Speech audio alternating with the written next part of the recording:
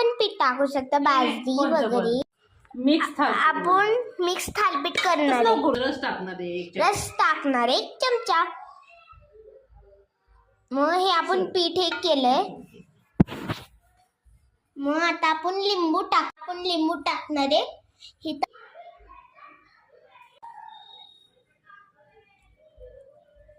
तमाशा.